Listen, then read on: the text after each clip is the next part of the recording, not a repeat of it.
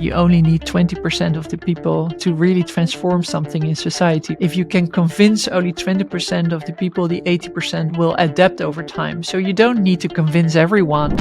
You need to be part of the system to fix it. You cannot stand aside and try doing something with new currencies. That's not the way it works. I think you have to be part of the larger group, and you have to be optimistic that you can change it from within, but by doing it and by demonstrating it and not just by talking about it. Every investment has an impact, positive or negative, and you're conscious or unconscious about it. And what we like to see is that you're very conscious about that impact and that you promote the positive side of it. That would be the norm in the financial sector. That's really a very big ambition, but that's what we are working on every single day.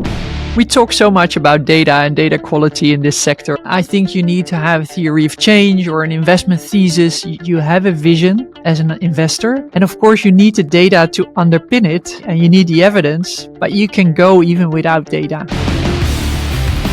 Over 83% of you that listen to or watch this show regularly haven't yet subscribed to this show. So could I ask you for a favor before we start today? If you like the show and if you like what we do here and you want to support us, the free and simple way that you can do just that is by hitting the subscribe button or following us on your podcast app. It helps this channel more than you know. Thank you and enjoy this episode.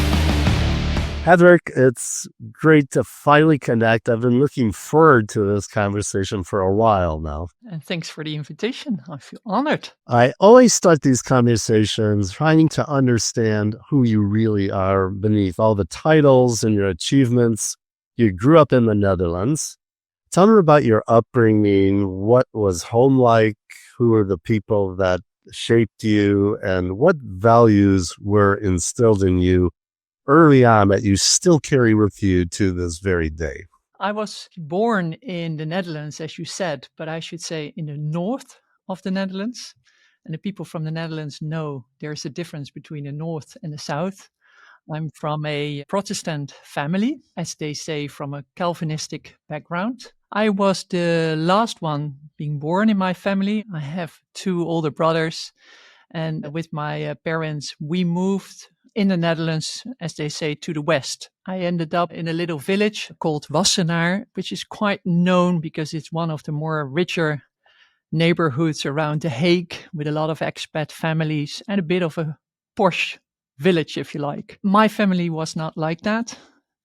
Like I said, we were very down-to-earth people. My parents' background was, like I said, in the religious Protestant family, but they were in their process of breaking free of all of that. So I have experienced my upbringing as being very free, very open, an open mind to other people, and not judging from your religious background. So we did go to the church. I did all the usual things. I know that subculture, if you like, but it was not the norms and values that normally go with that, which are very strict, which are very judgmental, which is very, strong rules. That was not what my life at home was about. It passed a lot of time in nature.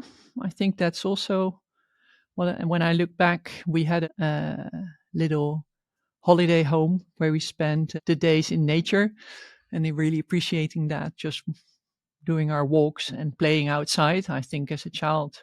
And what part of the country was that in? That was actually back in the north, where all the family lived. So in order to visit them, we went there every other weekend. When you say the north, what part exactly of Netherlands? It's a city of Groningen, which is very different from the west, and where it's more crowded, it's more full, there's less nature. In the north, there's a lot of farms. I think that makes a difference. My family, with my mother's side, immigrated to the United States in the mid-1800s, but they were from Brabant, which is primarily Catholic, but they were Protestant living there, and they were a bit of outsiders in those days. So I'm familiar with the little differences in such a small country. Later in my life, I married a Catholic one from the south. Oh dear. So I know exactly what, for us, that was no issue. And for my parents, it was no issue, but it was something remarkable.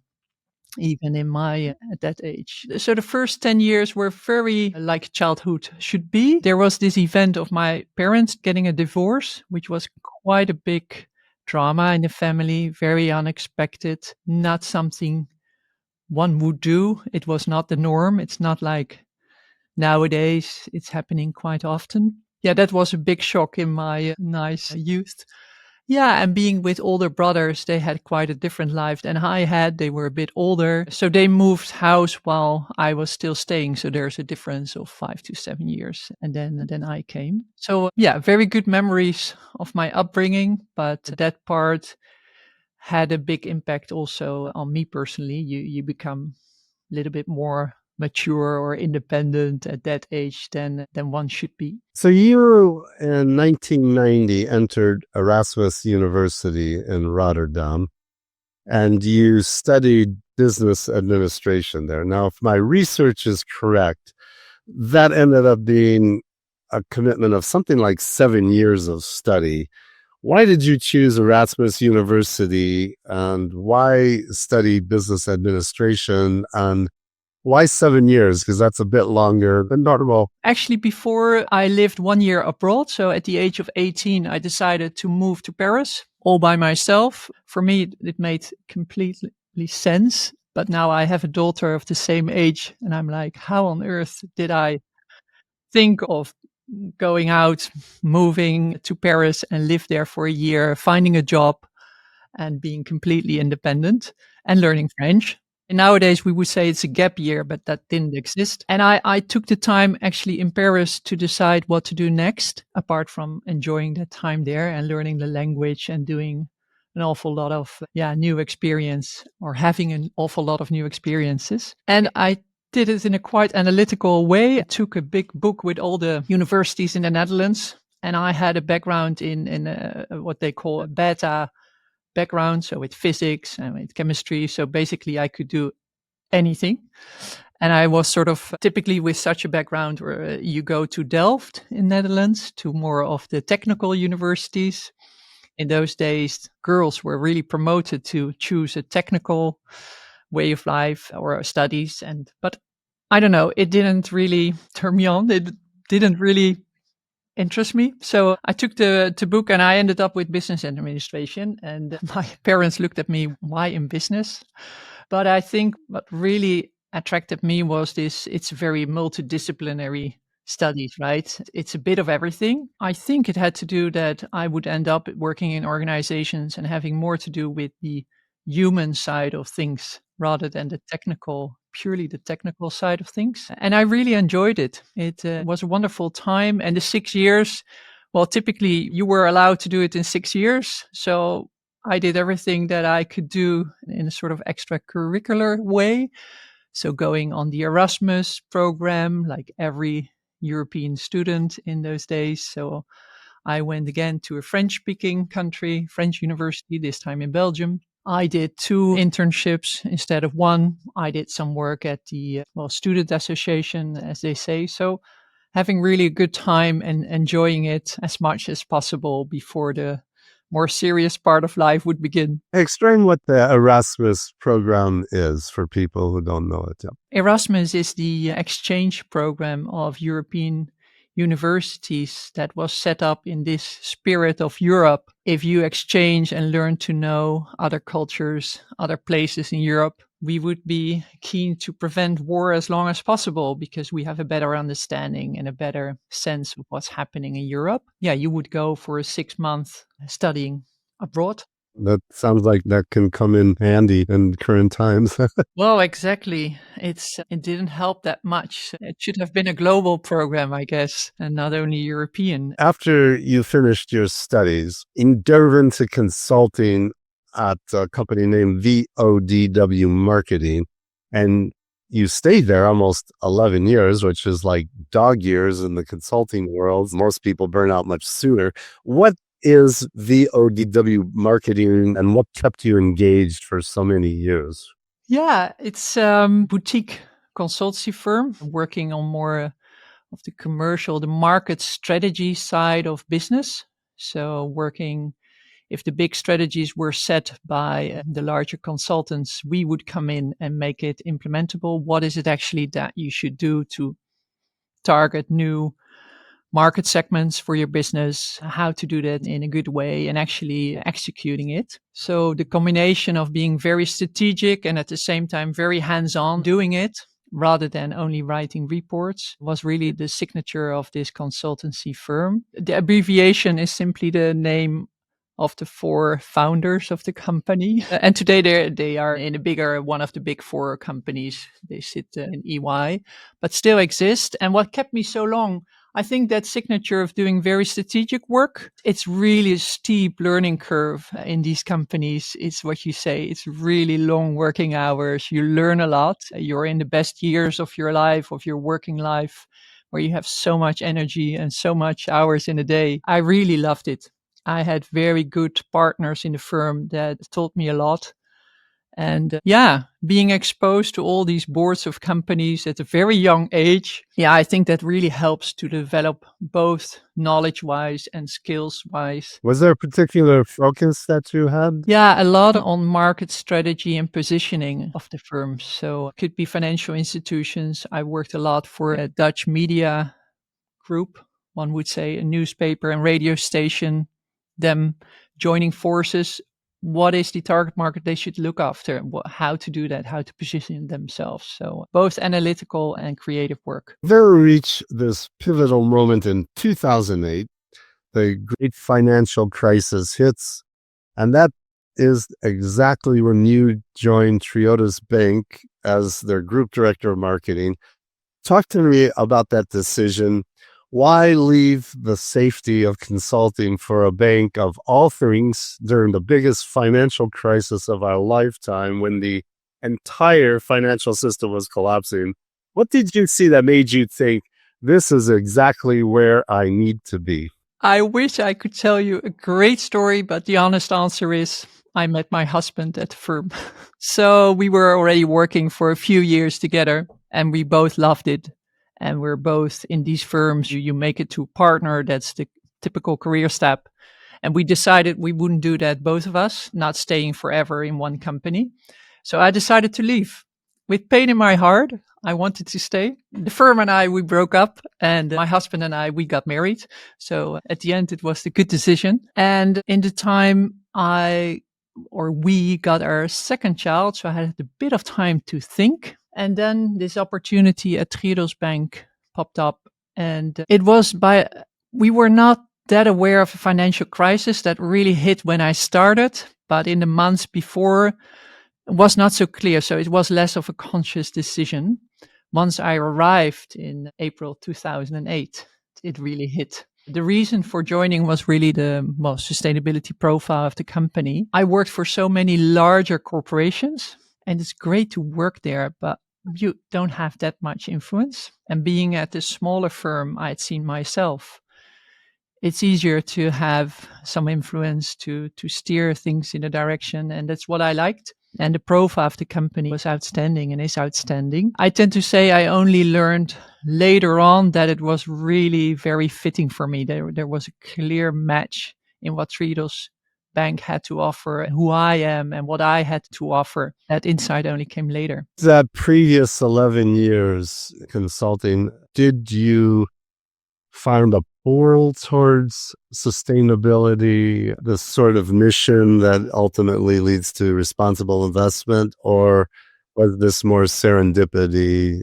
that you needed to make a change and this seemed like a good thing at the time? It was unconscious, I think. And in that sense, the word you say serendipity, I always refer to synchronicity. Yeah. So it was not coincidence.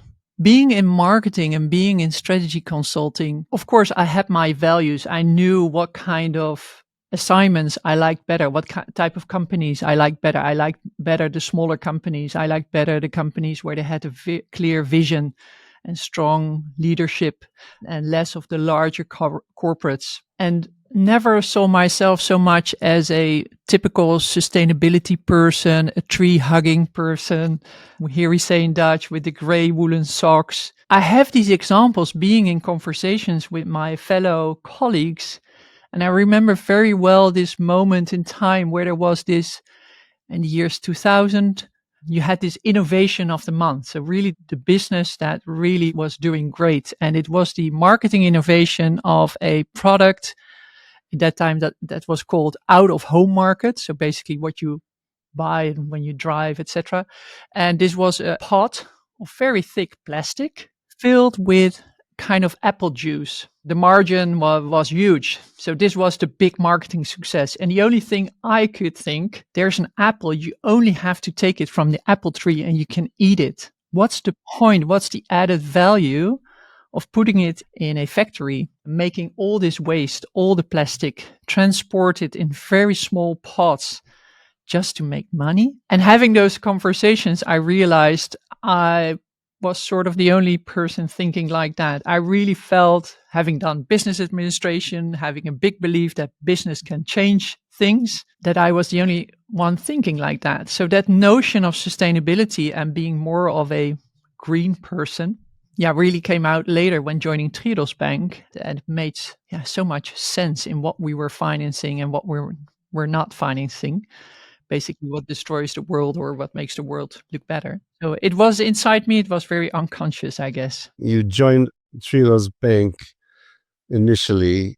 Now you're at Triodos Investment Management. So what does Triodos Bank do that is different from Triodos Investment Management? We'll be discussing Triodos Investment Management in more detail, but you initially went to the bank. Yeah, and became responsible for the brand. And it's not that different. It's the same mission in terms of making money work for positive change, and positive change being defined as a world, a society that we live in that has, as we say, quality of life for all, and a society that has human dignity at its core. That simple notion that you basically use your money in a conscious way to make that happen, to make sure that every company you finance or you invest in contributes to a society with more quality of life for people. And in your assessment, make that very specific and concrete, not just thinking about it, but in every, whether it's a credit proposal or an investment proposal, a loan or an investment,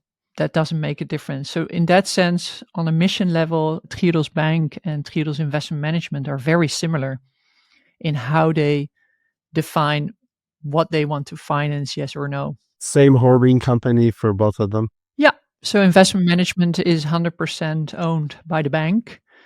So Triodos Bank is, let's say, the mother company for the investment manager. So the bank started back in 1980 and the investment manager only in the 90s. I've heard you describe the 2008 crisis as not a crisis of the real economy, which is such an interesting framing. Could you unpack that idea and tell me, how did being inside a values-based institution during that particular time shape your understanding of what was really happening? Yeah, so when I joined, well, it was only starting in the news with Lehman Brothers falling and everything that unfolded. And Triodos Bank was not affected. Triodos Bank, in their numbers in the same year and the year after, we were not affected. Actually, we were growing in customer numbers. And when you join a company, and like me, always thinking outside in, what's happening in the market and how does that work on the company, I was sort of questioning, how is that possible? And the very simple answer is that everything we lent to or everything we invested in, we knew exactly it was happening in the real economy. It was a direct relationship between our loan and the actual investment company, if you like.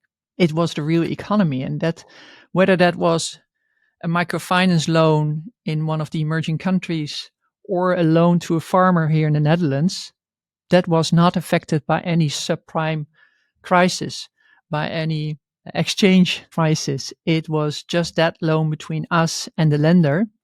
And that continued. They were producing food.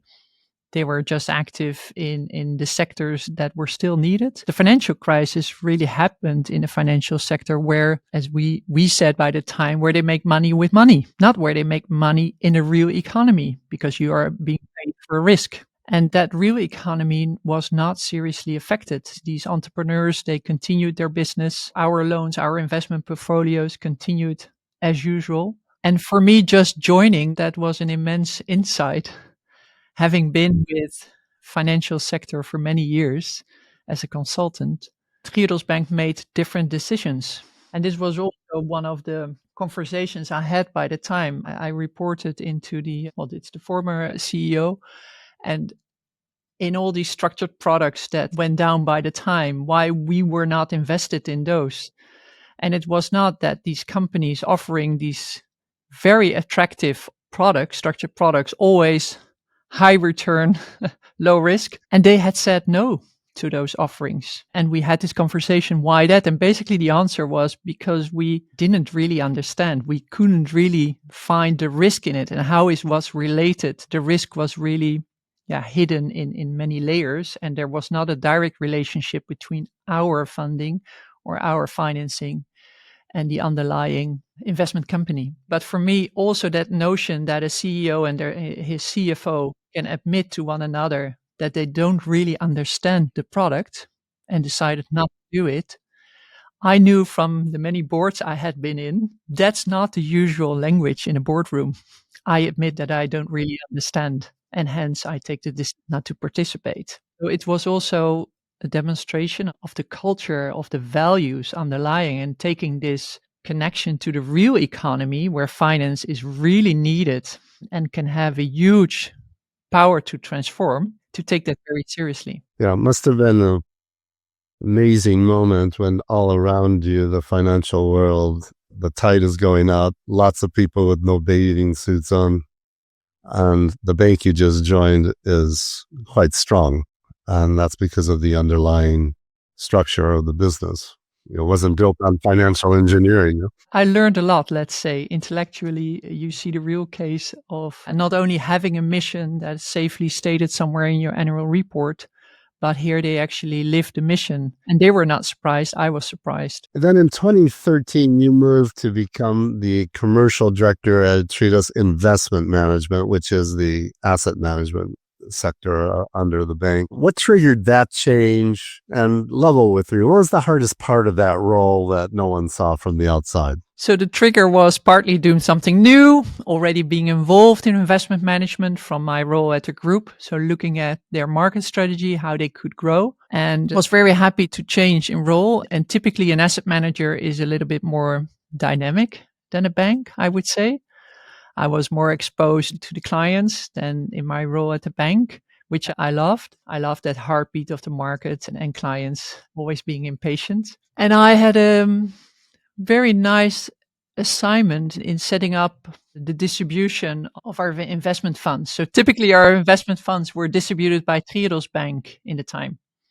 So if you like, our captive distribution channel. And we wanted to have it distributed by all the European private banks where possible.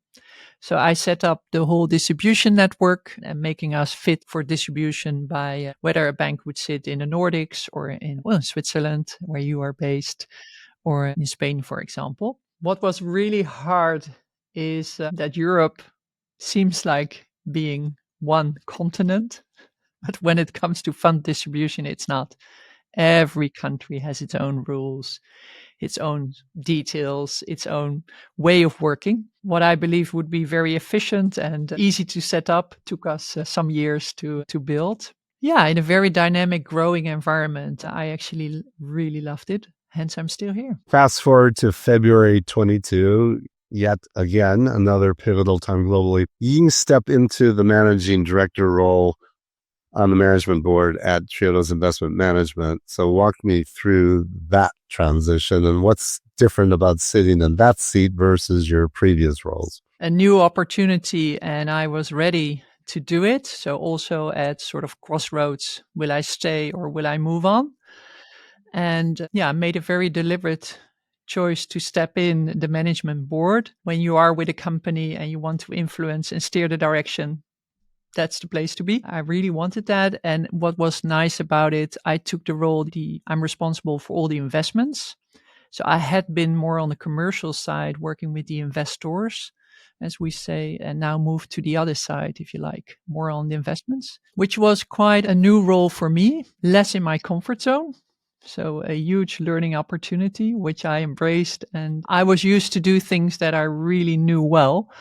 And now moving more in that oversight role for all the investments, both listed side and private markets, that was quite a change. But I was helped by timing again, as you stated, February 2022, when Russia invaded Ukraine. Quite a big change in the market. So we immediately had to, step up pace in the monitoring, and you learn fast in those months what the portfolio looks like and what's needed. Again, steep learning curve. What fears or doubts did you have to overcome to take on that level of responsibility, and how has that role changed you as a person? Yeah, I guess my predecessor, who founded investment management, Marilou van Golstein, she was, sort of the role model for me, having set up a lot of the investments that we did, everything related to financial inclusion, and having such a strong background in the investments where I stepped in with less of that knowledge. That was more something that I had to overcome myself than the environment or others. But that was inside me that I had to prove that, having such a role model to look up to and also taking time to learn. That was quite a big one. And the number of being in a more of a statutory managing director role, we are statutory directors. That comes with a different responsibility, for sure. It feels different. It is different. And I'm very pleased it's the three of us. And I knew I only for me, it's really important who I work with. You don't have to be similar, but the trust and the openness towards one another, not only when things go in happy flow, but also when it becomes tough.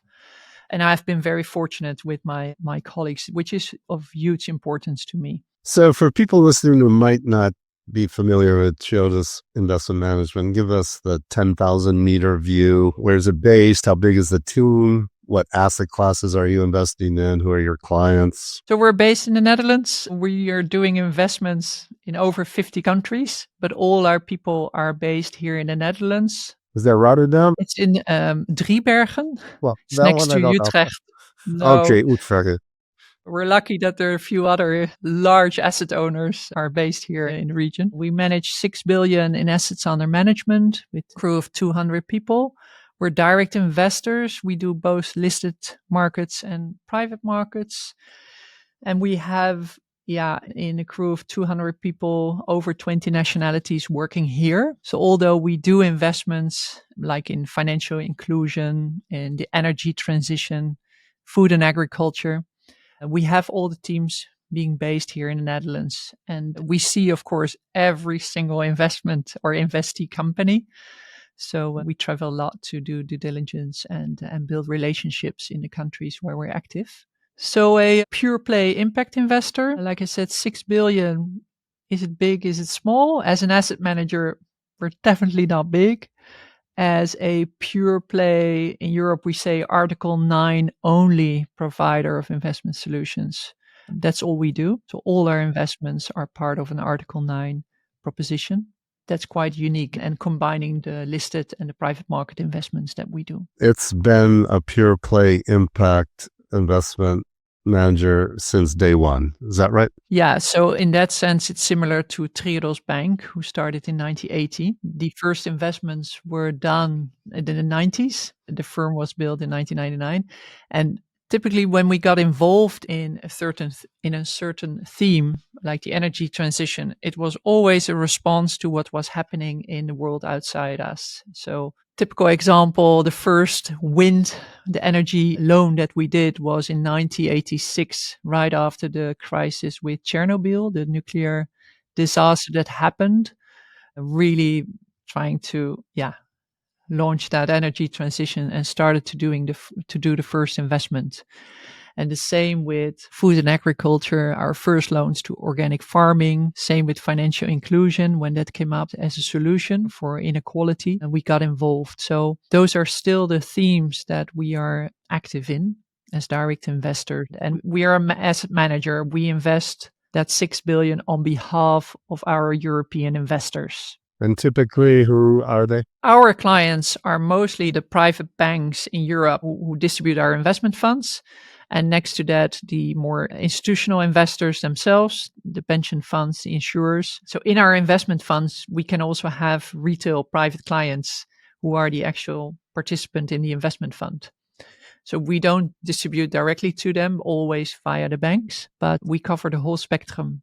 So we can have a retail investor up to a professional investor. Let's talk about Triodos Investment Management's theory of change. Your mission statement really stands out to me. You've mentioned that you aim to use money consciously to create positive development in society with human dignity at its core. That's powerful. Now, Triodos was built from impact from day one back in the 1980s. How has that mission evolved over these decades? And how do you personally connect that with purpose? I think it all started even before the bank was launched back in the 70s, where our founders, in the 70s, where the Club of Rome, their reports came out, we linked finance to sustainability, really seeing if we continue our economy in this way, that will not be the good development. So in that line of thinking, our founders had this very simple idea, one could say, of if only that money really can be transformative, it can really put things in motion, it can change if we find those entrepreneurs that make a difference. But then you have to use that money very consciously. So you have to be very transparent why you're financing it, so people understand the direct relation between an investment and what's being changed in the real economy. So with that simple idea about using money consciously for positive change, that has formed the bank, that has formed the investment manager. If we would, for example, we're developing new products every now and then. Today we work a lot on nature-based solutions. That basic idea still is part of that. And then you have to know what's needed, what's needed for a society with quality of life for people. Today we would say, right, to stay within planetary boundaries, to stay within the social foundation of our communities. That's where we should be with our finance. And we have translated that in what to finance. And the transitions that we finance today, they have evolved over time. So that has changed, but the basic idea has not changed, making money work for positive change. But what was important to finance with the energy transition back in the 80s and 90s was the generation of clean energy. Today, it's more about what we can do for storage of energy. How can we circumvent the problem of net congestion? So the themes have changed and the companies that we finance. But asking ourselves the question with every investee company, has this company the transformative potential or the potential to transform something in their sector? That's still key. That's still what we ask with every investment proposal that needs to be brought to the investment committee. Why do you think this company has the potential to transform? And of course, that impact lens integrated with a proper risk return assessment of the company. It should be really integrated. You have said that all money has impact. Every single dollar, every single pound, every single euro. What do most people fundamentally misunderstand about the power of their money? I think we make it too complicated in the financial sector. All these myths and all this jargon, and we make it so complex. I think we should be more transparent and explain to one another, even to my own mother. I try to explain, if you lend to a company, if you put your money at work at a certain company, even where you buy your groceries, that makes a difference. That consciousness of what the money can do, that's not something that many people talk about, which is in a way very easy to understand and intuitive. And it's the reason that we're so transparent. And we have these Google Maps where you click on the map and you can find every loan or every investment that we do with a clear narrative why we think that's so important. So demystify a little bit this area of investing. I guess it stems from what we try to achieve, right? In a way, Triodos Bank is too small to change the world. So we always say we finance change. So we demonstrate how it needs to be done. And we're very transparent how we do it. But we also say we want to change finance. We want to change the financial sector to make impact investing the new normal. which is much more ambitious. It's hugely ambitious. That's what I like. What does changing finance actually look like in your mind, and what would success be? Yeah, we always say if everyone follows what we're doing, uses the same minimum standards, the same type of assessments to integrate impact risk return, to have proper methodologies like we have to do so, to make it as robust as conventional investing, then we're no longer needed. The problem is that we're not there yet. We're not there at all, but it's so urgently needed. It's even more needed than when I started back in 2008. The ecological and the societal crisis were already there, and it has all been even worsened. It has become stronger. The relations between biodiversity loss and climate change and inequalities, they reinforce one another. Yeah, I feel a lot of urgency to act and to change all of that and to actually put the money at work with companies that make a future-proof economy where we can live with clean air, clean water, with normal relationships between workers and employers, and the values of equality and freedom and responsibility, being the norm and not so much, the elements like extracting resources or being more in the self-interest of the company of making money with money, but link it more to what is it actually that we aim for? What kind of society would we like to see? I think that's the role of the financial sector. And typically longer term investors like pension funds, they do have that notion that they have not only the responsibility, but actually being it part of their fiduciary duty to look at the world and their investments to be aware of what the impact is. At the end of the day, every investment has an impact. It's positive or negative, and you're conscious or unconscious about it. And what we like to see is that you're very conscious about that impact and that you promote the positive side of it. You mitigate the negative. There's always adverse impact. That would be the norm in the financial sector. That's really a very big ambition. But that's what we are working on every single day. It's very lively in Triodos in the way we work and make our minimum standards open source for everyone. Do you believe that the financial system as it exists today is fundamentally broken, or can it be reformed from within? Well, it's definitely broken. But as always, you need to be part of the system to fix it, right? You cannot stand at the side and try doing something with new currencies or think that crypto will save and bring. That's not the way it works. I think you have to be part of the larger group and you have to be optimistic that you can change it from within, but by doing it and by demonstrating it and not just by talking about it or going to conferences or putting sustainability in the mission statement, but to embed it in every investment decision, embed it in the procedures that you have, your processes, how you assess, how you integrate that impact risk return, and make that as robust as we use, let's say, the things that we are used to in defining risk return, right? Or was there ever a moment when you seriously considered giving up on this mission, a time when you thought the challenge of changing the financial system was just simply too great for a small bank in Netherlands? And definitely in the past month, that I think everyone working here has that breakdown every now and then. And at the same time, I experience every day being active, and you're right, as a relatively small player in the financial sector, but that we're able to, as we say, to punch above our weight in terms of demonstrate what we do, showing the performances, showing how you demonstrate and evidence impact.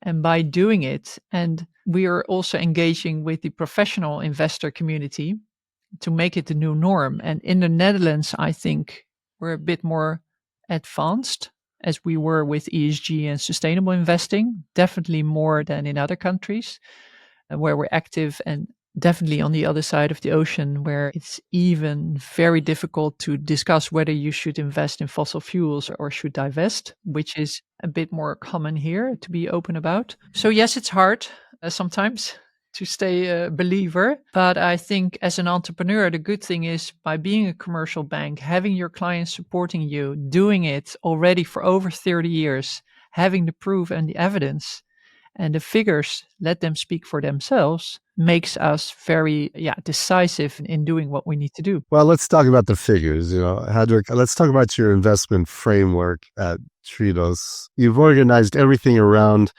these 5 interlinked transitions that you referred to. First, there's food, and then resource, then energy, and societal, and finally, well-being.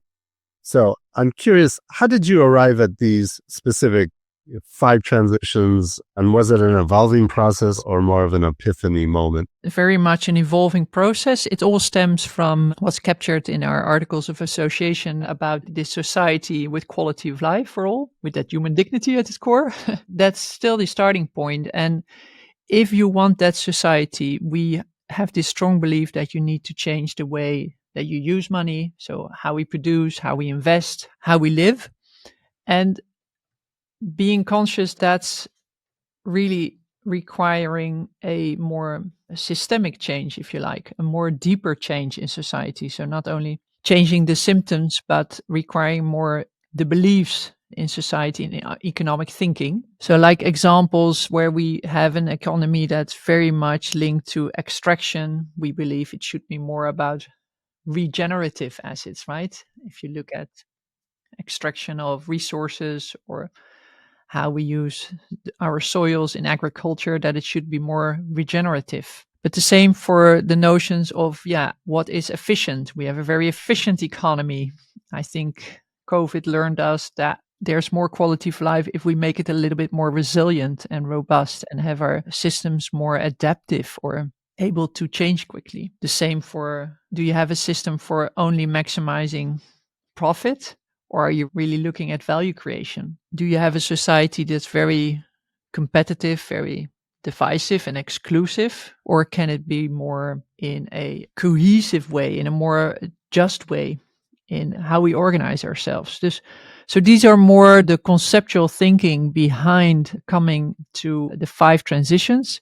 We basically ask ourselves the questions, okay, if that deep systemic change is needed, what needs to be financed in order to get to that sustainable economy that's future proof? And there we came with, it needs to be both the energy transition, really moving away from the fossil fuels and have a fossil fuel free economy. In food and agriculture, which is a very broken system, where it's not only about healthy diets, but certainly about how to deal with farmers, the whole value chain, it's pretty broken. And how can we invest those initiatives that do justice to farmers, that come with good diets and are beneficial along the whole value chain? Well, same for resources, basically relating to that extraction. Let's find a more circular models. So move away from the linear and waste type of businesses, but those businesses that really find the solutions and have more circular business models. Those 3 are all more on the planetary side, if you like, and the societal and well-being is more on the social side, more on individual well-being. Can people live in freedom? Do we have room for expression? Typically, Triodos Bank finances a lot of arts and culture, which we think is key for a vibrant cultural sector, for a vibrant community. And the societal change, our microfinance activities are an example there, where you try to work at systemic change that more people in the world have actually access to finance in the first place, having access to whether it's savings or loans or insurances. So from this conceptual thinking, what the economy should look like, and have that fundamental shift in mindset towards these more practical transitions, where we think here are the companies that have that power to transform and are real role models, that's where we can finance. That's quite practical. That's quite easy to apply, and drives in our strategy in the investment teams, the credit teams, to source the deals and their pipeline of transactions. The first 3 are a little more obvious and maybe a little more discussed. On societal, you mentioned you're doing financial inclusion, and well-being, you said, is funding the arts. Do you have more examples of societal and well-being, of the types of investments you're making that actually give definition to those transitions? So typically how we look at it is every investment should have ideally touch on all the 5 transitions. That's not always the case, right? But if you do an energy transition, so we're talking to a solar plant or a solar panel a manufacturer or clean energy in another form, this social element comes in as well. And so the other way around. So if you do on the social side, let's take financial inclusion as an example, you also talk about the opportunity they may have to do green loans. So actually to grant their entrepreneurs with loans that help mitigate climate change. This is what we call holistic part of our investments. They can never be either or. So in every investment, I find the social elements. Sometimes on the risk side, like I mentioned, the solar panels, you typically ask where have they been manufactured. And we know there's a lot of in Chinese production in the Uyghurian area that we like to know where they're coming from. But this is more risk mitigation. There can also be an energy project, let's say windmills, clean energy, but we finance it because they have a community aspect to it. So they make the community owners of the wind park or solar park. And that's typically what we like, because if people are involved, are engaged, the whole acceptance of the energy transition helps to be accelerated. So we like the community aspect of energy transition projects, both from a positive impact contribution, we really believe it will accelerate, as from the risk mitigation point of view. So these are not transition specific. You typically try to make investments that have multiple numbers of these transitions, right? So we have one of our investment portfolios, they have the mandate to work with smallholder farmers, and we can really look at what they need. And of course, they need loans, for example, for the trade that they do to export their produce. But there are also areas where, well, we work together with companies that set up irrigation systems, but that are solar led. So with the solar, very simple panels, the irrigation system works. This is more in the higher risk appetite type of investments that we do. But again, you touch on the quality of life of the smallholder farmer. In many ways, it's not only the clean energy here. It's not only having more produce being grown. That's what we like, this nexus of energy projects, the well-being of the farmers, sometimes a component of finance in it.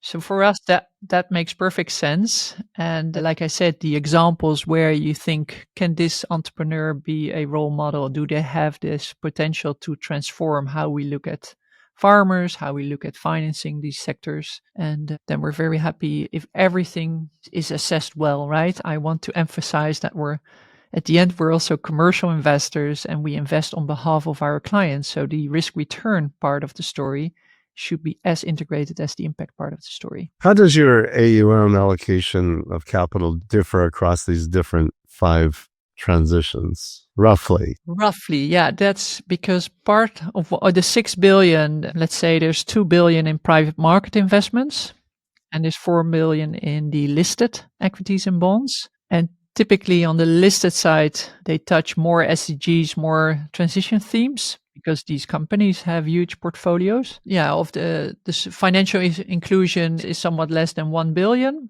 I would say that's typically on the social side, but we're also touching on the green part, but that's predominantly on the social side. Energy is really big. That's the biggest in the portfolio. And then food and agri is typically smaller, with smaller ticket sizes. Which of these 5 transitions do you think is most misunderstood or overlooked, let's say, by mainstream investors? Where are people missing the biggest opportunities here? Well, for sure on the social side. I think we, in the investment community, we sort of know how to invest in solutions for mitigating or adapting to climate change. Still there, I think you always have to be a front runner and to ask yourself not what is needed yesterday, but what's needed tomorrow. Where can I allocate the money, not in another clean energy generation, but look at storage. That's really holding the energy transition back. So you have to look at the barriers in each transition and try to put your money there. Yeah, what can accelerate? Sometimes I think it's too easy, less work to go in secondaries and then saying that you do a lot of energy transition. And on the social side, that's pretty much overlooked. Well, like in Europe, in our taxonomy, we have now defined the categories for climate, but nothing on social. It's very difficult to get a compromise on what we as European citizens or as global citizens think is social. And that's also why we define this well-being and societal. So to make a split between the individual well-being of a person, and typically healthcare comes in, the arts and culture, as I mentioned, and more of the societal transition, where you try to work more at systemic change and access to finance, access to education, for example, sanitation, that type of themes. But social, yeah, it's like we started with climate. We seem to understand a little bit in the investment community what we can do there. Then nature came in. Well, we're still getting our hands around it. What is that? But social is sort of the next big one. We started on the social side in the listed space with defining what you should invest in if you take into consideration the well-being of children, our future generations. And we started a collaboration with one of the largest NGO, with UNICEF, on defining what a child lens investing framework should look like. Very interesting. We use their knowledge and try to translate that into selection of companies that take that child lens. If you take that into account, then you would select them if everything works well. So also defining those methodologies and doing it. And well, we started that fund a few years ago. Still small, 80 million in size, but we're finally having our 3-year track record and it looks really well. So that's something, everything needs to start small, but can grow really big. We have seen that also in microfinance. It started very small back in the days, but it's now an asset class that is investable. So we would like to see that with all these transitions mentioned here. It's important to discuss. You're working across multiple asset classes. You're investing in equities and in bonds and in private debt and in private equity, as well as the public markets. That requires very different skill sets and different approaches. How do you maintain consistency across such diverse asset classes, and what's the common thread amongst them? You cannot do everything. So you have to be aware, if you're an impact boutique, an impact niche speler, as we are, a pure play, then you have to be very careful that you grow your core capabilities. You cannot do everything. That's the underlying lens, how we look at an investment, whether it's in a private market or listed, is not so different. So the vision, like I explained with why we look at those transitions and how we look at it, that's not so different. And of course, the teams are different. The teams in listed equities have a complete different skill set. They do their analysis here in the office, behind their desks, with a lot of data. And they will go out and visit the companies and talk to them in active engagement before investing, after investment. So there's a lot of work there, but it's not at all the same as our private investment teams, who really build relationships with the investee companies. If we take equity stakes, we're on their boards. We really help them strengthen their business model, create more impact. You're really with them. Of course, that's a huge difference. But our minimum standards, for example, we have a very open source list of minimum standards on our website, open for everyone. Have a look. It's multiple pages. What we don't want to be exposed to, we don't think that's a good idea in that economy with quality of life for everyone, that you should be exposed to those risks. That is similar for everyone, whether we assess a farmer here in the Netherlands, a seaweed company in Denmark, or a financial inclusion, or a corporate, or even a bond issued by a European issuer. The minimum standards are similar. And of course, you look at what's material, and what's material for a bond might not be similar for the local farm, but the underlying methodology and how we integrate impact, risk, return conceptually is similar. You've mentioned before how the bank walked away from derivatives and structured products because the CEO and the CFO said we didn't understand them. And you work in an industry that's built on confidence. You've also said, as a banker, you need to understand the essence of what you are financing, and you always need to ask yourself, would I invest in this myself? Has there ever been a time when asking yourself that question that led you to make a decision that seemed crazy to others, but it turned out to be right? That's difficult on an individual company. The robustness of our financial inclusion investments and how that has been very stable across many crises, I think I would not have expected so much. It's not only the financial crisis, it's now with Ukraine. We have had COVID, and of course there was some dip, but all in all, it remained very robust. And of course, we do get it if you are in touch with the end entrepreneur, the persons who get the loan and how resilient they are in developing markets, in emerging markets, in building up the business, even in severe crisis. That always strikes us. Yeah, I would say that's definitely a learning, to repeat. Let's talk about your integrated approach to impact and risk and return. How does Triodos think about the relationship between impact and financial returns? Because obviously your first business is financial return to your investors. Is there an inherent trade-off, or can you actually achieve both simultaneously? We don't believe in that trade-off. It's not either or. It's really about integrating them. And of course, when looking at the impact, there is this risk notion, right? Not being exposed to certain risks is a proper way of investing. The positive side, the actual contribution of impact, you have to make sure that you see that back in the business model, right? In the cash flows, in the margin, in the profitability of the company. If that's not related, then it makes no sense. So also in all the proposals that we get in our investment committees, they need to go hand in hand. And even on the listed side, where the material sustainability factors, where we think in this sector that's really material, we try also to include them in the valuation of the company by notching up or notching down. So it's not, we first look at impact or we first look at return, and then it's not a sequential process. In the execution, there are different people looking at it, funny enough. It's very hard to have a purely financial person making the real deep sustainability assessments and vice versa. So we have experimented that. I didn't expect that, but we still have people that have the typical sustainability research capabilities and others where the financial research capabilities are stronger, but they work in one team. They have to make integrated proposals. But it's funny to see that you cannot do everything in one single person. No one size fits all. No, but you have to have them in one room, for example. It doesn't work if you have the financial guys, often guys, at one level, and the sustainability, guys and and girls on the other.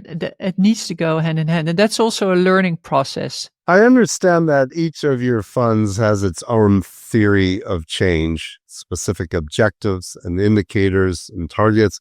How does that work in practice, and how does it help focus your investment strategy? Yeah, so there's this overall theory of change, and then for the transitions, we make them very specific. So what do we want to see in the energy transition, for example? What should change, or in food and agri? And then we translate that into the fund or investment portfolio theory of change.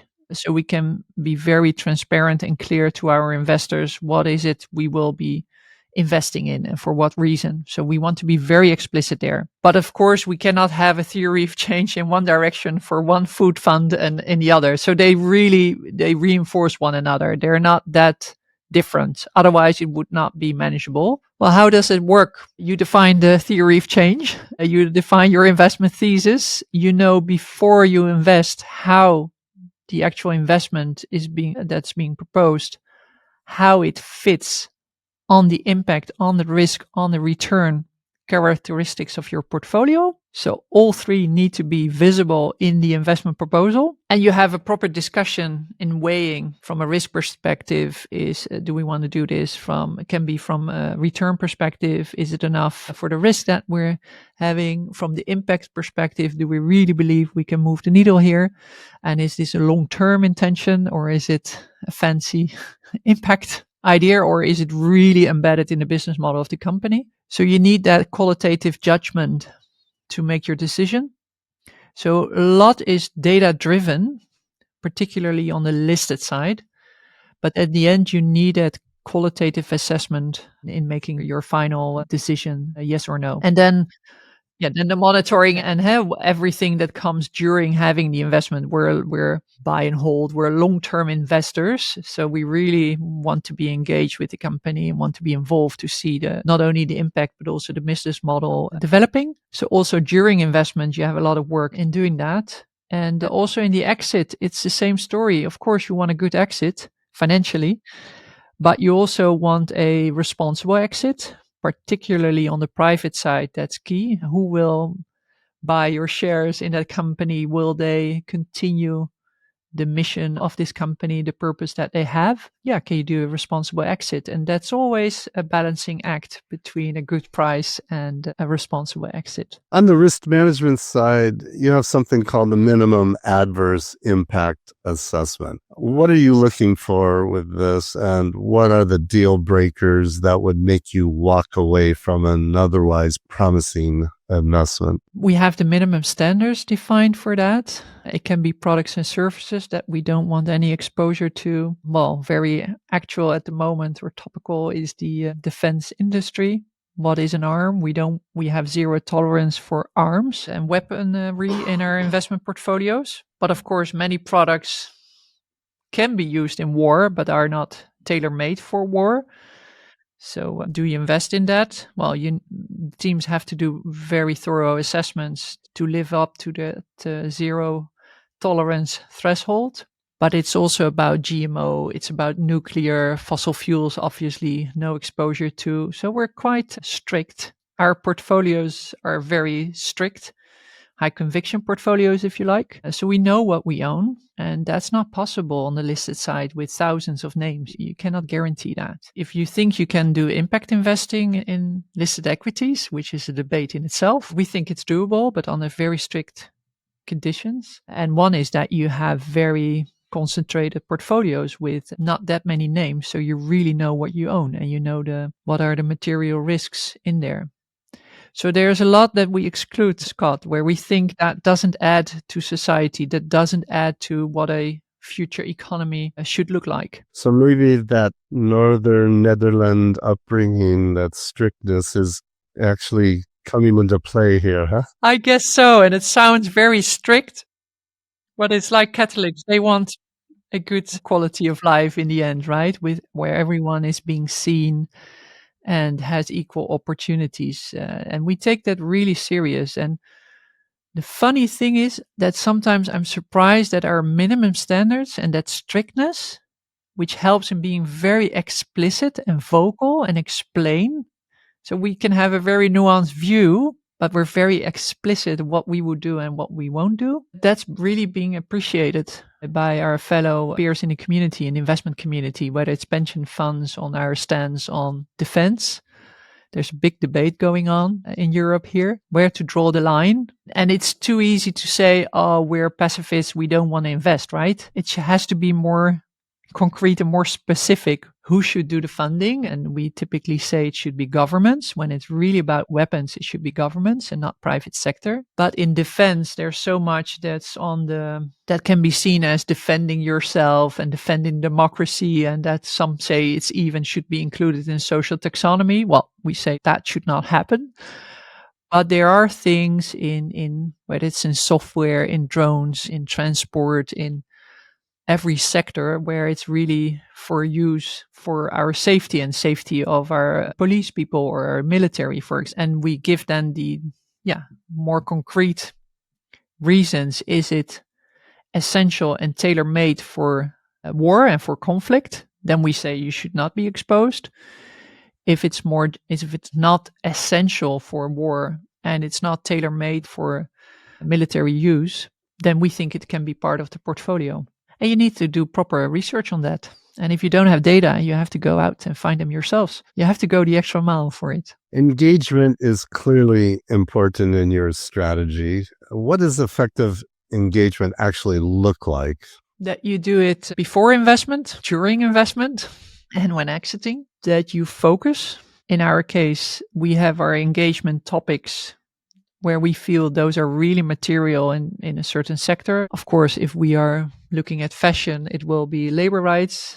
If we look at, security, it's like what I just said. So it needs to be relevant and material. You have to limit yourself. But our experience is if you ask the right questions, you actually get quite good responses. You don't need to be the biggest shareholder to do effective engagement, is our experience. That's one way. The other way is doing on relevant topics some research and educate the industry so they can do their engagement. Typical examples, I think in energy transition, we have this debate about deep sea mining. So we make the pieces of research, publish them so everyone can have a look at it, what you should be assessing when being involved. We've done the same with, in the past about conflict minerals and how you can assess businesses on the use, etc. So there's also a lot of, if you have knowledge in certain areas and you make them public, you can actually change the financial sector by making it transparent and others will use it. Is there an example where your engagement efforts fundamentally change the company's trajectory? I guess that would be more on the private market side than in listed. I think we have to be honest there. It's more little movements in the right directions on the listed side. In private markets, and particularly when we not doing debt, but our equity, we often are on the boards of these companies. Yeah, whether that's in a sustainable food company, helping them to make better distribution. So it doesn't always have to be on the impact side. Of course, on financial inclusion, there's a lot of engagement to get people adhere to what's called client protection principles to prevent the over crediting of people. So that's typically where you engage and we ask our clients to sign up for these principles. But major shifts is more in helping on the board with professional governance to move a company from a very immature governed, very early stage company to a larger company, more of a robust model. And we have examples in our private equity food companies here in Europe, but also in the examples I mentioned with financial inclusion, where they move from small NGO-ish type of institutions into more formal banks being regulated, and we help them in that transition. Yeah, we're involved quite long with these companies, and engagement does make a difference. And we also hear it back when they want to work with us, because they know sort of the type of capital that we bring. Patient, responsible. Also, when exiting, that's an important reason often. I'd love to make this tangible. We've talked a lot about your investment approach and your framework and so forth. Could you walk us through a specific example, maybe your approach to the food transition sector? What kinds of companies are you backing? And maybe you could tell me the kind of impact you're seeing. Maybe you could provide a success story that brings this to life. Yeah, where to start? Let's stay in food then. This is an active portfolio that we're running. So it's a private equity. And here, the very concrete examples are with these SME companies. Well, one of our latest investments is in a seaweed company where they produce seaweed. And what we like about it is from the nutrition point of view, it's a very value adding a protein, right? Replacing animal protein. So we like the type of food manufacturers that use organic farming, or in this case, seaweed. And these are early stage. We had a company, a box scheme of sustainable food products. So from the farm directly to the end client. Yeah, and typically we help these companies grow. So here in these two, we have been in the board and we help them. Well, in the case of the seaweed company, an early stage company, they typically have, or they tend to have not that much focus. They see opportunities and we're really there to focus and not doing 10 acquisitions, but to do one and stay calm and make sure that they onboard that company and in their processes, etc. So our conversations are very much about focus. You really look at what the entrepreneur needs. We don't need to tell them anything about the process of manufacturing seaweed. They know very well themselves, but this focus and lack of focus, one could argue, was one of the engagement items that we discussed as an example. It's as important, or maybe arguably more important, to decide on what you're not going to do as much as it is to decide what you are going to do. And in a startup is nothing more important than that. Data quality is always a challenge in impact investing. You describe your impact analysis as systematic. What does that system actually look like, and where are the biggest data gaps you're dealing with? And how do you make decisions when the data or perfect data isn't available? I think you need to have a theory of change or an investment thesis. You have that, right? You have a vision as an investor. And of course, you need the data to underpin it, and you need the evidence, but you can go even without data. If you have a very strong case on the listed side, there's a lot of data and it's improving. It's also very costly. So it's a big challenge for all the asset managers. We all complain.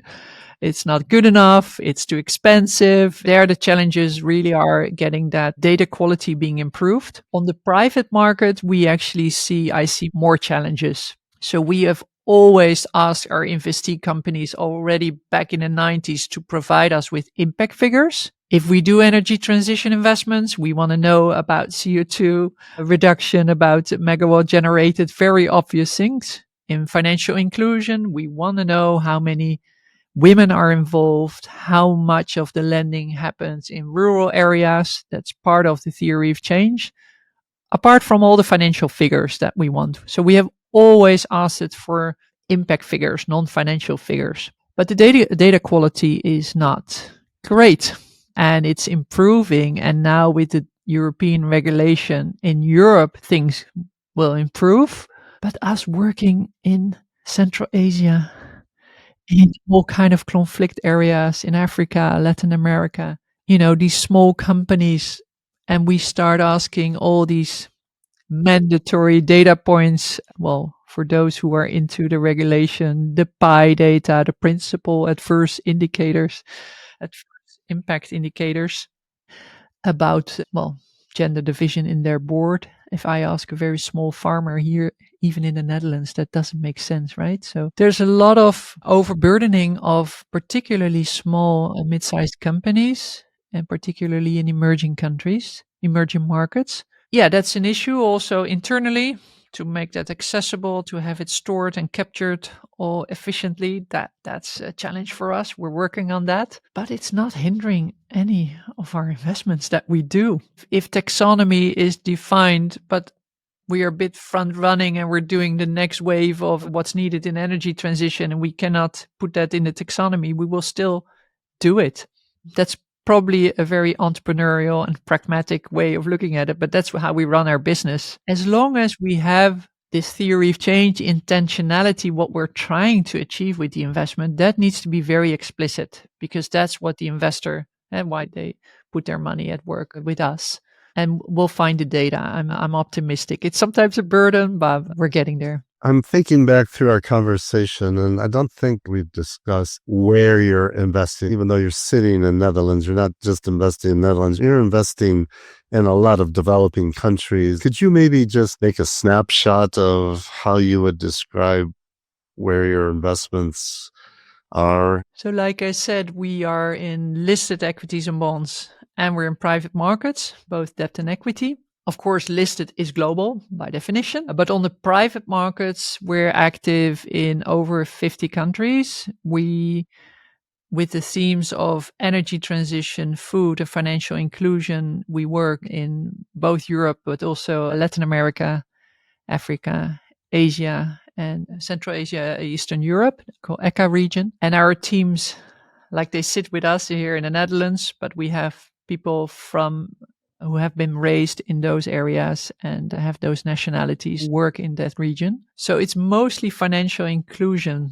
in most countries. More and more it's energy transition as well, although most of the energy portfolios at the moment are in the Netherlands and in Europe. That gives a little bit of a picture. I wanted to make sure people understand that. Right now, I'd like to dig deeper into this idea of, you've mentioned, of changing finance.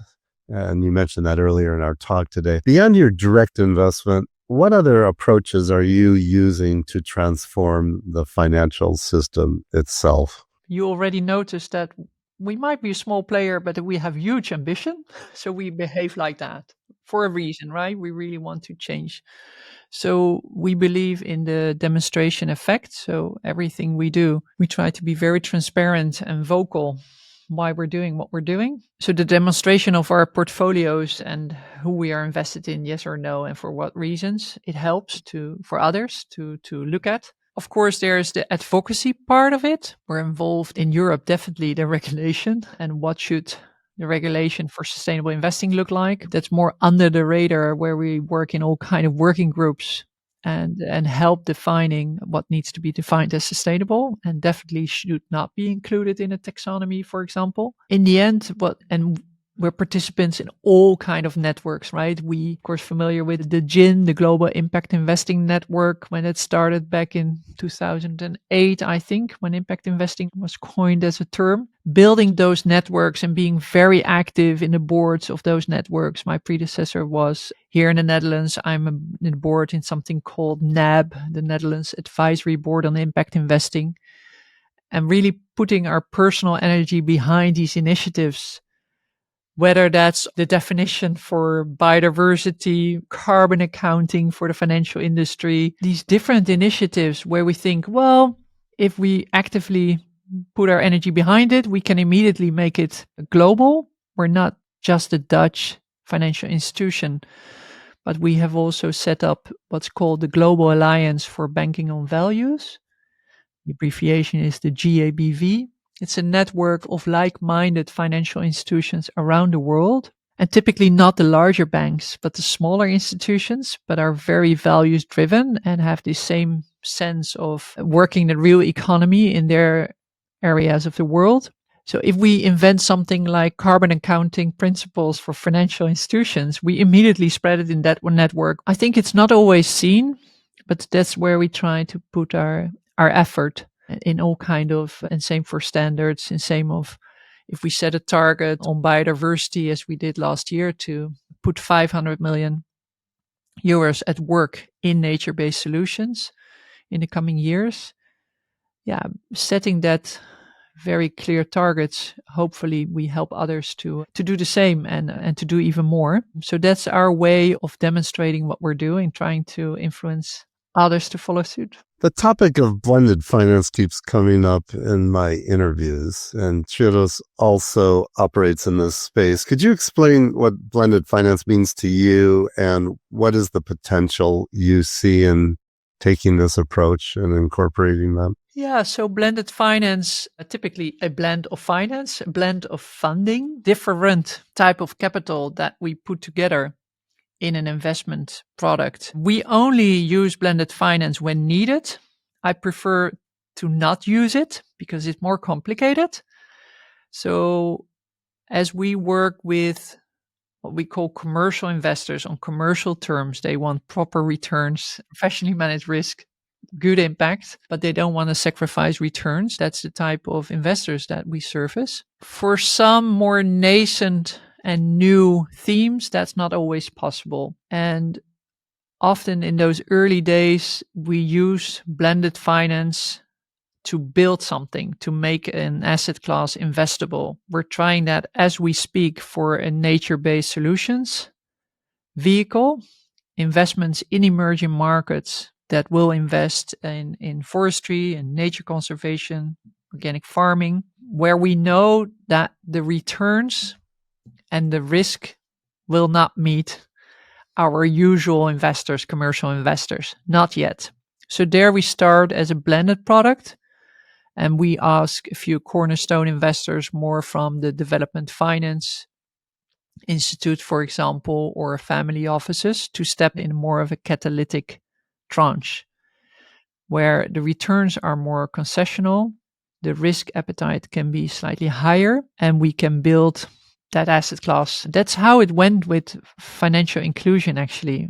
Back in 1994, our first investment was being done. We had a cooperation with what's called in the Netherlands NGO HEVOS.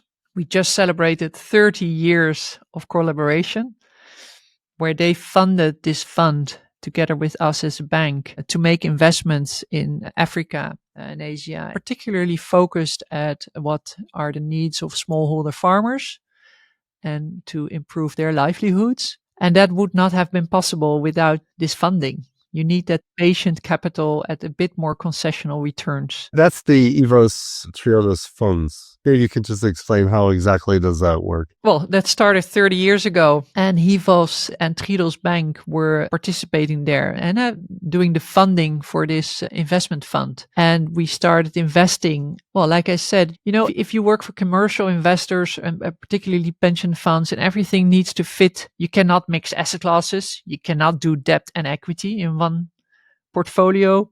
You cannot do different regions. You cannot. Well, the risk appetite normally a bit lower. But here we had the opportunity to really focus on what these smallholder farmers needed. That could be investments in fintech, where we feel that access to finance is with the use of technology could be increased. We started doing that in this fund. Now it's more investable. So our regular investment funds in microfinance, we have two vehicles there. Triodos Microfinance Fund, for example, they do that as well. But that started in HEVOS Triodos Fund. And the same for, that example that I gave for what do smallholder farmers need for irrigation, and can we have a very innovative product with the solar or a water pump working on solar energy, for example. Or what else is in that portfolio? This use of biomass, cow dough, in having renewable energy on the farm, replacing coal or kerosene being used, or diesel. And so pretty innovative and scalable models that we were investing in pretty early in the development. So you can do a lot with this blended finance, and we're replicating that now for biodiversity. Sometimes it's needed. You don't have the returns right from the start for the risks that are acceptable for your investors. That's where for us blended finance comes in, because it's more complex, to be honest, to structure it and to. But sometimes you gotta prime the pump in order to create the big market that runs on its own. So let's talk a bit about your personal leadership journey at Triodos. How have your experiences with the founders influenced your approach, and how do your personal values shape your leadership style there? If I had to phrase it, how that has transformed, I would see myself when entering in this bank as a very energetic, ambitious professional, very results oriented, wanting to have results and pulling everyone, running ahead and trying to get everyone on board. Versus today, in the role I have, I don't need to be out there running. I need to stand behind the teams I manage, be more empowering in what they need, and definitely be more supportive, and not always trying to fix it yourself or that typical professional at work. And definitely in the role I have today as managing director, that had to change. You have larger teams and you need to be more supportive, but also things that remain the same, right? In how I've been raised, and that down to earth mentality. I guess what I learned from my mother at home, if there are problems, you need to discuss them. You don't need to go around them, but look them in the eye and basically discuss them. That's typically what I've always been doing, and some like it, some don't. I think it's helpful if you don't always need to be in the happy flow. You need to address what needs to be addressed, and sometimes these are difficult conversations, and you have to have them. You've said in the past that most people are open to transition. We just need to give them a perspective for action. If someone is listening right now and wants to participate in this financial transformation that we've been talking about, that you're companies committed to. What specific first steps would you recommend? We all know that the easiest thing for any of us to do tomorrow is the same thing that we did today. But if someone who's listening wants to change this in their life, what actions could they take tomorrow? If you deal with money, and we all deal with money, I would say, I think that notion that money can really make a difference and that can have that energy in it to make some entrepreneurs flourishing. And sometimes you can stop what is actually hurting our planet or our economy. I think if you have that notion, that awareness, I think the first thing to do is ask questions. Ask questions to who runs your investment portfolio. All money has an impact. Every investment has an impact, positive or negative. And you have that to ask that question to your banker if you're a private person, or more in a professional setting to the one who is managing your investment portfolio, to ask the questions behind the data and not take it too easy, the answer too easy, so to say. Yeah, especially today where it's really difficult, right, with what's going on in the world. I think you have this saying that you only need 20% of the people to really transform something in society, right? If you can convince only 20% of the people, the 80% will adapt over time. So you don't need to convince everyone if you are into impact investing and you want to change it. That's interesting. Where do you pull that from? I think it's from this research being done on transitions in the past, on these different movements. Even today, we have the silent majority that's not speaking up, and probably, as all research shows, is in favor of a more sustainable transition, whether you vote left wing, right wing. In general, people want to move into a more sustainable and equal economy and society. But we don't speak up with our money. We don't, I think you always have these phases where you first have to be on the, being very activistic and convincing people. But you do get pushback once you get to the status quo. And that's definitely what I sense today. We're hitting the status quo. The pushback on sustainability has never been so strong. But it's a little more complicated than that. We all feel there's a silent majority, but at the same time, there's this not in my backyardism where people want to make these changes, but they want to do it over there. They want more housing for low-income people, but not next door, not here. Not in my backyard. Yeah. No, and that requires people to have a vision on what's possible, what's not possible, and stand for it. But you're talking about persuasion, right? You're saying maybe you have to convince 20% to persuade the 80, as opposed to 20% have to believe this and then they can force it on the 80. Yeah, and people will follow success stories, right? They will follow what works well. And for me, the whole sustainable investments, from a business perspective, it simply makes sense, right? It reminds me of this video on that man that's dancing on the mountain. Does that ring a bell? You have a single person. There's a mountain full of people. They're sitting in the grass and they're laying in the sun. And then a very awkward moment, a single person starts to dance. It's very weird. And he's definitely the innovator, but no one is following. And then the first and the second one following the guy, they make the whole mountain, everyone's sitting there. And within, I think, 5-6 minutes, the whole crowd is dancing. And the story tells it's not about the first innovator. We need them to make the wave, to make the difference. But it's actually the first followers who make the large group change. I have not seen this. And yeah, Ed in English, it's first follower video or something like that. You Google and you find it. Yeah. You will find it immediately. If you type in first follower dancing crowd on a mountain, you will get there easily. I will Google that when we're done here.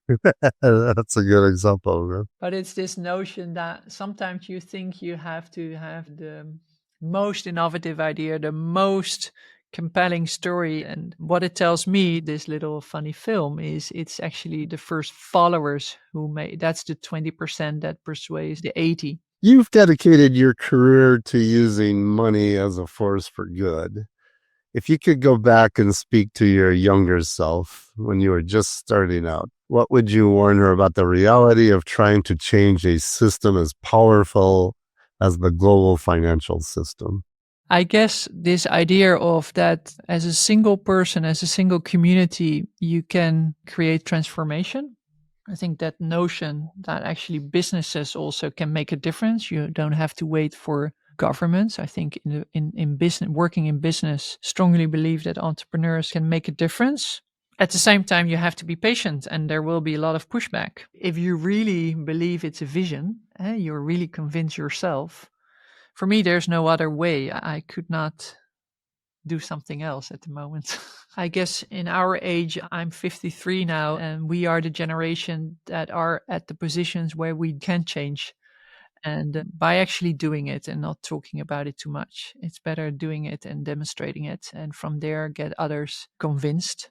And I encourage you to go and make a video of you dancing on top of the mountain. Of course, you'll have to leave Netherlands to do that. So. For sure. Hadewych, I've got a few rapid fire questions for you before we wrap up. Don't overthink these. Just give me whatever comes to your mind, or if nothing does, feel free to take a pass. That's okay too. But if you had to name the single most important challenge in the impact investment space at this time, what would it be? The single most important challenge is, I guess, to crowd in institutional capital in impact investing. Finance gaps are huge. We need the large capital pools to embrace impact investing and to do it properly. But we need those pools to work, whether you call it SDGs, transition themes, a quality society with quality of life. But we need those larger pools to make the difference. You don't have to name names, but can you describe an investment that you made that you were convinced of at the time you invested, that it ticked all your impact boxes, but in the end it didn't turn out? And what was the lesson or the lessons that you learned from that experience? I think Tesla is a company that's known for its sustainability credentials, and it fits in all the theory of change of electrification of our mobility. And very early on, we decided not to include Tesla in our portfolio already years ago because of that holistic view that it's not only about impact, but it's actually also about risk. And in this case, the governance. We had a problem with the governance right from the start. We had a problem with the remuneration levels. So we have strict rules on executive pay. We believe that's part of the inequality that's being caused in society. So remuneration and inequality in payment, we felt in governance was not a good idea. You did invest originally, or you did not? We did at the start. So it was in the portfolios. Yeah, and we stepped out, I don't even know, but a few years ago already. So not due to the current market circumstances for this brand, but that's with hindsight. No, because we feel, and again, that's, I think it proves sort of that holistic view, because you could have earned a lot of money, right? But they're always risk adjusted returns. And with that governance in place, we felt it's not the right exposure for our clients. What was the lesson learned? Presumably you would not have made that investment at the beginning if you knew what you knew at the time that you exited, or was it not pursuable? I think these typical sustainability love brands that you have to be, careful. So the holistic assessment and not being, an early stage. And of course, they really did a lot in transforming this whole automotive sector. I don't think we can say they didn't. So they have been transformative, but that you have to do your holistic assessment really well and not be blinded maybe by the good impact story that ticks really all boxes. But from a governance point of view, if it's wrong, at the end with all the investments, I guess that go wrong, in our lessons learned, there's a lot of governance issues, right? Whether it's a private company, how it's managed, but also on the listed company. And if you don't allow your coworkers to join a labor union, if that's a rule in your company, even if it's a US company, but as a European investor, that is a clear red flag, right? It's remuneration, it's labor union participation, it's in general how the governance is organized that entails a lot of risk. That's always a lesson learned, that you have to remain critical, even with the brands that everyone embraces as the most cited sustainability brand. Now I'm going to ask you the converse of that. Can you describe an impact investment that you made where at the time you made it, you had some level of skepticism about it, or maybe you passed on it for impact reasons, but in the end, it performed way better than you expected? And what was the lessons learned from that experience? Yeah, I guess what we discussed earlier. So it's not a specific investment, but a specific investment category on that financial inclusion investments that I mentioned quite a lot. But it was not that I was skeptical, not at all. The impact narrative is clear. The risk and return and the repayments of these loans, very good and robust performances. But that it would be so stable and resilient also in times of crisis, I was positively surprised, because always when we start discussing emerging markets, and particularly the more conventional the investor, or emerging market risk, country risk, not knowing what the investments entail, they have a very high perception of risk. But if you're knowledgeable and you know the countries that you're invested in and you know the institutions, it's not about transactions, it's about relationship with these financial institutions that you invest in. The link again with the real economy, where people always need to have a business, to have food produced, things go on also in terms of crisis. And actually in those parts of the world, the systems and people seem to be very resilient. That has been, well, quite insightful for me personally also to learn that. And it makes sense. And again, then you start rationalizing why that is. And that's probably also the lesson learned, that link to the real economy, really knowing where the loan ends and what it is doing on the ground. If someone wants to get into the impact investment space, where would you advise them to start? If you want to change the system, you have to know the system. I've experienced you learn a lot with the mainstream financial institutions. These are typically larger companies, and I think your learning curve is steeper. And at least then you know how conventional finance works. I think that's a very strong experience and background to come to impact investing too. If you don't know the conventional finance, or what we call mainstream finance, and you think impact investing is normal, you need to speak their language. When we talk to pension funds, it helps that most of our people come from conventional financial players. They speak the same language about risk return. And if you only have a background, let's say in, or more at NGOs or more at development finance, we also need those capabilities. But if you want a career in impact finance, I often say, just start at the larger financial institution and then come to us. Get a good foundation. In other words, you got to know and learn what the rules are before you break the rules. How's that? And while doing that, don't get dependent. Don't build your life about the remuneration you get at normal financial industry. Don't lock yourself in. Stay open and very independent so you can make all the choices you want in life. This has been absolutely fascinating for me. I want to thank you for taking the time to dive deep with us today. I've learned so much today. It was very thoughtful, everything you've said, and I'm sure our listeners have learned a lot as well. So before we wrap up, tell everyone where they can learn more about Triodos Investment Management and all of the amazing work you guys are doing there. Where should they go to find out more? Your websites and social media and all that good stuff? Start with the website. Please have a look at triodos-im.com. So our website gives access to all the things I mentioned. And on LinkedIn, so there's both Triodos Bank and Triodos IM, the investment manager. All the information about our investments that we do, new investments, about our teams, they're all on LinkedIn as well. And what's the best way for people to contact you if they should want to contact you? Yeah, they can reach out to me. They can reach out via LinkedIn. That's very easy and accessible, and we will follow up. It's also on the website, of course. Okay, everybody, go to triodos-im.com, and you spell this just because we've had different pronunciations in this between me and Hadewych is TRIODOS-IM.com. com. Lots of good information there. Hadewych, thanks again for coming on. You're welcome. It was a pleasure, Scott. Yeah, enjoyed it. All right, goodbye, everybody. You've been listening to SRI 360. If you enjoyed it, please hit the like button and subscribe to get future episodes.